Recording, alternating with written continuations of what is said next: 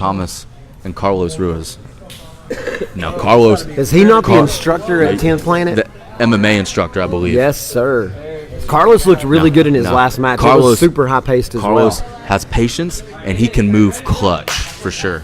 But Phillip is no slouch either, man. Phillip has a very dynamic Phillip's game. Go, yep, and he was the guy that kept hitting all those straight ankle, belly down straight ankles. He loves the Ashi entanglement. And he hits those straight ankles quick, too, and you can tell he knows this. But here's the thing. Carlos knows this, and he's coming in very, very knee up. But now Carlos has the inside control. So if there's Ashi happening right here, it's going to be Carlos Ruiz. Yes. He understands what the game. And you know what, man? They're about the same length. I would actually venture to say Phillip's a little bit taller. So pummeling on the inside of a shorter opponent can be just a straight hassle. Yes. Especially the way Carlos is keeping his feet back, and he's not letting the inside space happen without a counter. He's either overhooking and smashing that inside. We still don't have an entry, and Carlos has still got the inside.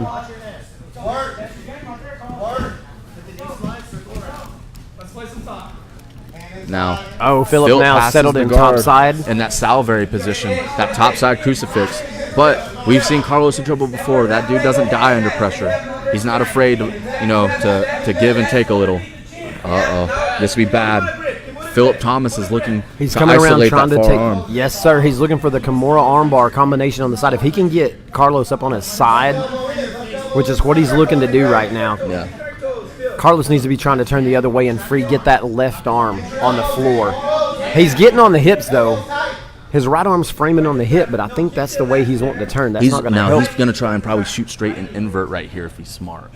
If he can disconnect from the pressure in the chest. I believe Phillip's going to switch his attacks if he's smart. To the right arm. Yes, switch to the right arm right now and step that left knee up. Yes. Now he could also turn this into a crossface from that overhook on the arm, apply Kazushi, and try to take the back with the choke already locked in. This is a great counter, but both competitors are countering, re-countering very well right here. Alex Cruz slamming is not legal to escape submissions or any other positions, but given a high impact takedown, it is legal. Oh. Movement, such good movement. We look for an inverted triangle by Phillip, I believe, and now Carlos is going to start looking to attack, but he's in like a reverse Kessa right here.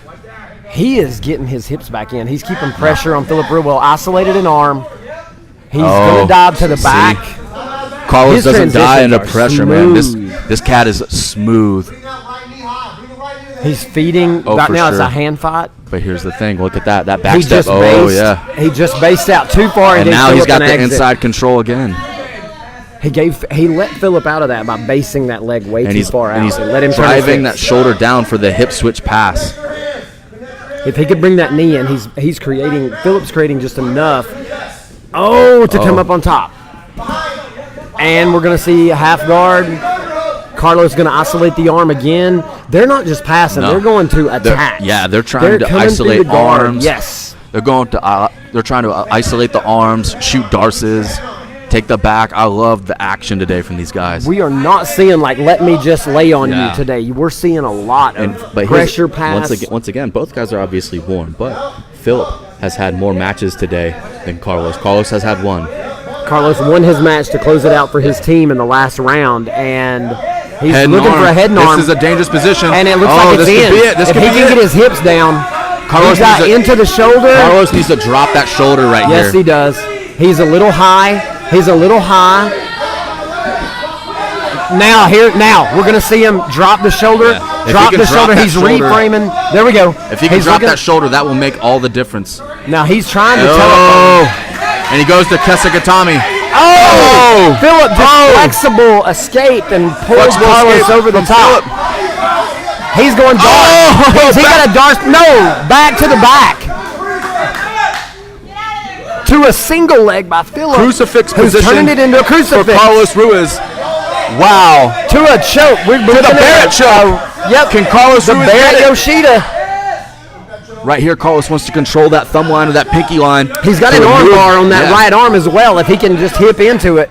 He has attacks on the arm that's controlled by his legs, the right arm. He's controlling both arms really well. But it looks like he might get that barrett choke. He wants that barrett choke. Oh, he's turning into him. Phillip's doing exactly what he should do with a barrett choke, but that's going to leave the arm open. But he gave the underhook as well. Phillip comes back on top. Wow. Or no, excuse me, Carlos is back on top. The movement of Carlos Ruiz is just so impressive. He's staying half a step ahead of Phillip. Phillip is countering there's everything. That guillotine. He's on the right side. Arm in, guillotine. And he's back to Lost it. Phillip coming back up on top to an underhook half. Stop doing mistakes. Stop doing mistakes.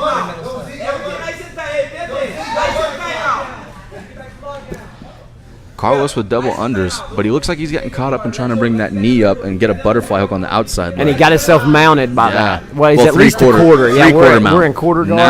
Now he's going in a to the back position. That was a hell of a transition by Phillip right Oh, there. yeah. He's trying to get flat.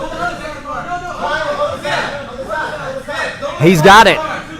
He needs to quit looking at the ground and start looking at the ceiling. If Carlos starts looking at the ceiling, he's in a body triangle right now. He needs to try to switch his hips to the other side. Well, here's the thing: is if you get flat, if you get your shoulder lines flat, you can slowly start to open that as well. Yes, you to can. wedge your hip. So it really doesn't matter. Can. Ideally, he wants the lock side on the floor, but he can get out on this side as well if the conditions are given right. He still needs to I always get his ended up shoulder flat. just a personal thing. If I try to go that way, I end up mounted 90% of the time.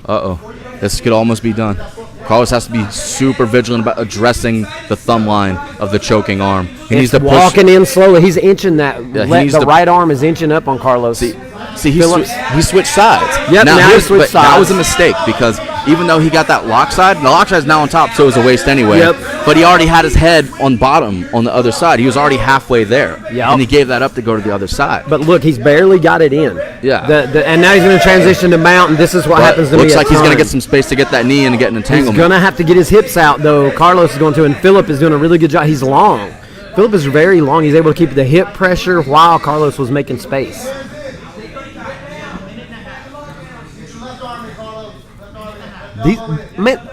This second round has brought some really high-paced matches. These guys all want it. And there's nobody here that isn't going for it. And you've seen who the gamers are too. Every team so far has had their bruiser, that guy that they're like, this guy's gonna open up the can for us. You know what I mean? Yes. But which one of those are gamers? Which one of them are here to last? Yep. We've seen the Energizer bunnies come out in this one. Yes, sir.